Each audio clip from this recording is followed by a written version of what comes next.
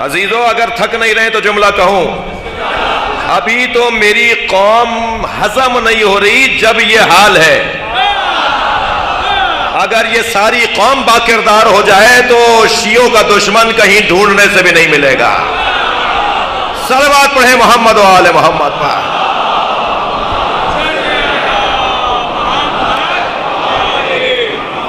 توجہ ہے.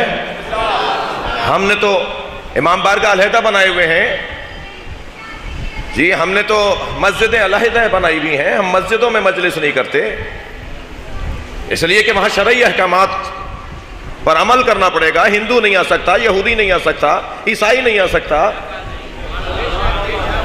توجہ ہے. وہ کل اگر قیامت میں ہندو نے شکایت کر دی کہ یا اللہ میں دین سمجھنے گیا تھا، کسی عیسائی نے اگر اللہ سے شکایت کر دی کہ میں اسلام سمجھنے گیا تھا، مسلمان نے تو مسجد کے دروازے سے مجھے بھگا دیا، کوئی جواب نہیں دے سکے گا. آپ جواب دیں گے کہ یا اللہ ہم نے مسجد کے ساتھ امام بارگاہ بنایا ہی اس لیے تھا، یہ حسین کا خیمہ ہے، ہر آنے والے حر کے لیے کھلا رہنا چاہیے.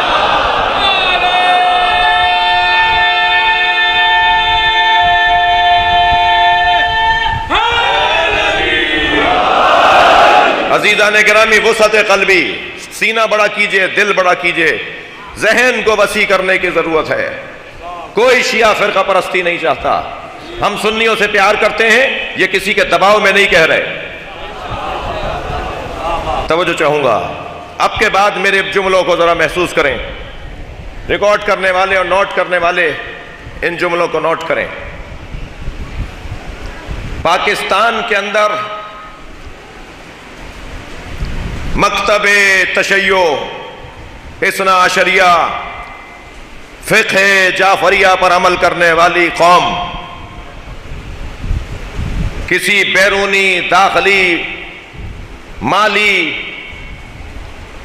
طاقت کی بنیاد پر اتحاد بین المسلمین کا نعرہ بلند نہیں کرتے، بلکہ ہم اتحاد بین المسلمین کا نعرہ دو وجہ سے بیان کرتے ہیں. سب سے پہلی وجہ حکم قرآن اور حکم رسول اور حکم اہل بیت یہی ہے.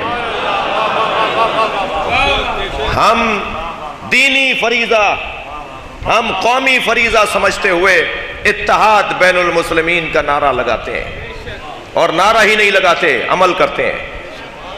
کسی کو آزمانا ہے تو آزما لے.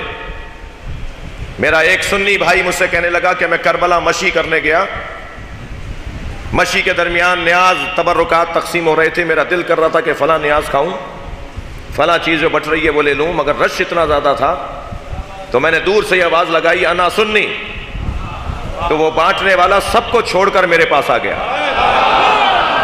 اور کہنے لگا پہلے انہیں کھلاؤ، یہ حسین کے دروازے پر کوئی سنی آیا ہے. آپ کربلا چلے جائیے، ہاتھ باندھ کے نماز پڑھیے، آپ کو کوئی مڑ کے بھی نہیں دیکھے گا. آپ مشہد چلے جائیے، آپ ہاتھ باندھ کے نماز پڑھیے، آپ کو کوئی نہیں مڑ کے دیکھے گا، بلکہ صرف اگر دیکھے گا بھی اور بات بھی کرے گا تو آپ کی خدمت کرنے کے لیے کہ اس کو کوئی پذیرائی کر دوں، اس کے ساتھ کوئی ہمدردی کا اظہار کر دوں. ہم باتوں کی حد تک اتحاد بین المسلمین کی بات نہیں کرتے. میرے بھائی بیٹھے ہوئے ہیں، شخصیات بیٹھی ہیں، بزرگان بیٹھے ہوئے ہیں، عمر رسیدہ لوگ بیٹھے ہیں. ہمارے گھروں میں 8 منٹ پہلے جب اذان سنتے تھے ہمارے گھر کی بڑی بوڑھیاں تو بچیوں سے کہتی تھیں دوپٹہ سر پہ رکھ لو، بڑے بھائیوں کی اذان ہو رہی ہے. تو ہمارے تو گھر سے اتحاد کا پیغام دیا جاتا ہے. تو ہمارے گھر کی عورتیں اپنی بچیوں کو سمجھاتی ہیں بڑے بھائی ہیں جی. لہذا اتحاد اہل سنت کے ساتھ، ہم قرآن، رسول اللہ کی حدیثیں، ائمہ کے فرامین کی روشنی میں اور فقہا کے فتاوی کی روشنی میں ہم اتحاد کے اوپر یقین رکھتے ہیں اور اس کا عملی ثبوت دیتے ہیں. مکے میں جاتے ہیں، ان کے پیچھے نماز پڑھتے ہیں. یہاں ایئرپورٹس کے اوپر یا کسی اجتماع کے اندر کوئی سنی عالم آگے کھڑا ہو تو ہم ان کے پیچھے نماز پڑھتے ہیں، ہاتھ کھول کے پڑھتے ہیں، سجدگاہ رکھ کے پڑھتے ہیں. ایک یہ سبب ہے کہ ہم اتحاد کے اوپر یقین رکھتے ہیں، عقیدہ رکھتے ہیں. دوسرا، پیام پاکستان کے نام سے جو پاکستان کی ریاست نے اس ملک کے اندر فرقہ وارانہ ہم آہنگی، مسالک کے درمیان ہم آہنگی اور ادیان و مکاتب اسلامیہ کے درمیان ہم آہنگی ایجاد کرنے کے لیے جو دستاویز تیار کی، وہ آئین پاکستان کے بعد سب سے زیادہ مضبوط دستاویز ہے۔ میرے پاس وہ دستاویز موجود ہے پیام پاکستان کے نام سے۔ آئین پاکستان کے بعد اگر کوئی مضبوط تحریر اس ملک میں بالاتفاق بنائی گئی ہے تو وہ پیام پاکستان ہے۔ پیام پاکستان میں واضح لکھا ہوا ہے کہ اس ملک میں تکفیریوں کے لیے کوئی جگہ نہیں ہے۔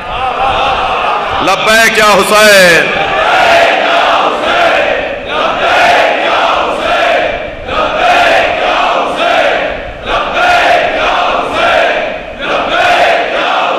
بلندتر صلوات پڑھیں گے محمد و آل محمد۔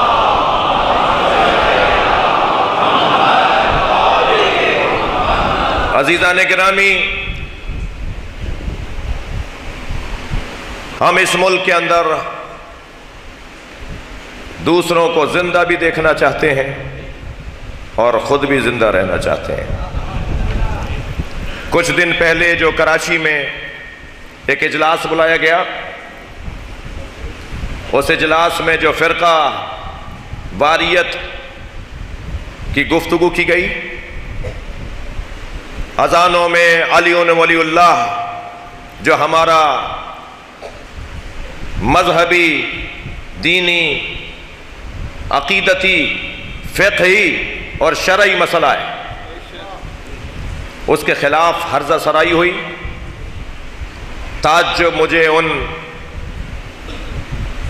معتدل مزاج علماء پر ہے کہ جو وہاں بعض بیٹھے ہوئے نظر آئے، مگر ان کے لیے دعا گو ہیں کہ اللہ انہیں توجہ اور احساس عطا فرمائے۔ مگر اس گفتگو کے اندر صرف شیعوں کے خلاف بات نہیں ہوئی ہے۔ عید میلاد النبی کو فرقہ واریت کے لیے استعمال کرنے، فرقہ واریت پھیلانے کے لیے عید میلاد النبی کے جلوسوں اور جلسوں اور محفلوں کو فرقہ واریت پھیلانے کا ذریعہ بنانا، یہ اس اجلاس کا ایک ایجنڈا تھا۔ گفتگو کی گئی کہ ہم میلاد کے جلوسوں میں یہ کریں گے، تو یہ میلاد کے جلوس فرقہ واریت کے لیے اگر دھکیلے جا رہے ہیں فرقہ واریت کی طرف، تو ہماری اپیل ہے علماء اہل سنت سے اور عوام اہل سنت سے کہ جن لوگوں نے ماضی میں اس ملک میں کوئی اچھائی نہیں کی، اس ملک کے اندر کوئی خیر ان سے نہیں دیکھا گیا، ان لوگوں کو دوبارہ نہیں آزماؤ۔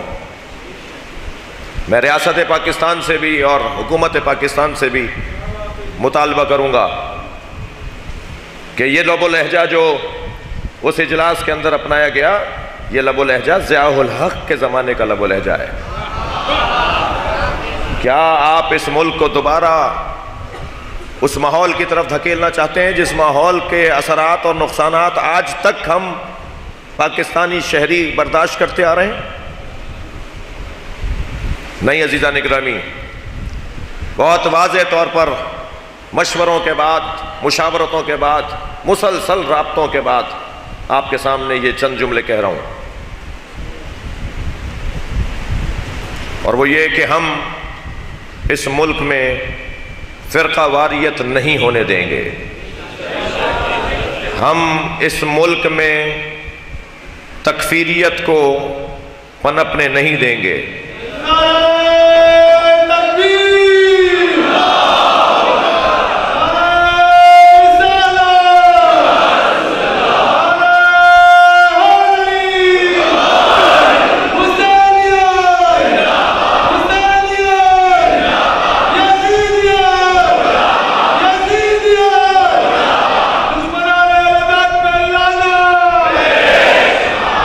اس ملک کو کسی طور کمزور پڑنے نہیں دیں گے۔ تشریف لائیے گا۔ ہم اس ملک کو کسی طور بیرونی سازشی عناصر کے ہاتھوں میں نہیں دیں گے۔ ہم پاکستان کی فضا کو صحرائی ممالک کے مفادات کی بھیٹ چڑھنے نہیں دیں گے۔ ہم پاکستان کے اندر خطے کے مفادات کو عزیز رکھتے ہوئے اپنا حصہ ڈالیں گے، اور ہمارا سب سے بڑا دشمن کو جواب، ہمارا دشمن کو سب سے بڑا جواب عزاداری سید الشہداء ہے۔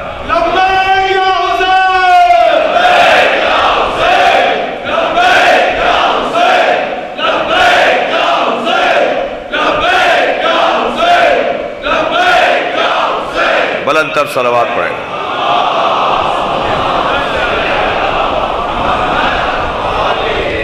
ہم اس وقت عبادت میں مصروف ہیں، اور عبادت میں شدت آئے گی۔ میں اپیل کروں گا پاکستان کے شہریوں سے، عزاداروں سے، کہ آپ اگر دن میں 2 مجلسیں کرتے تھے تو آپ 4 کریں گے۔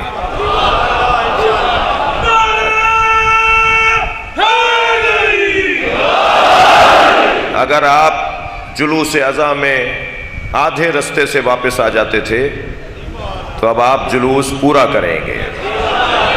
خاص طور پر چہلم کے جلوس کا ریکارڈ توڑنے کے لیے ہم پیدا ہی نہیں ہوئے، ہم ریکارڈ بنانے کے لیے پیدا ہوئے ہیں۔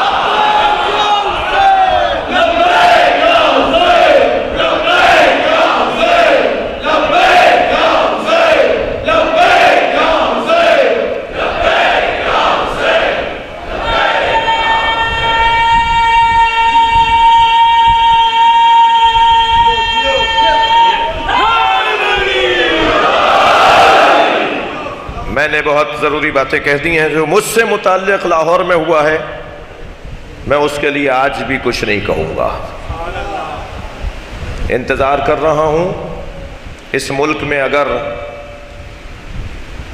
ملکی مفادات، مسلمانوں کے مفادات، سنی شیعہ کے مفادات کے لیے کوشش کرنے والوں کے ساتھ یہ ہوگا، تو پھر باقی کون ہے کہ جس کے ساتھ اس سے زیادہ کچھ ہو سکے گا؟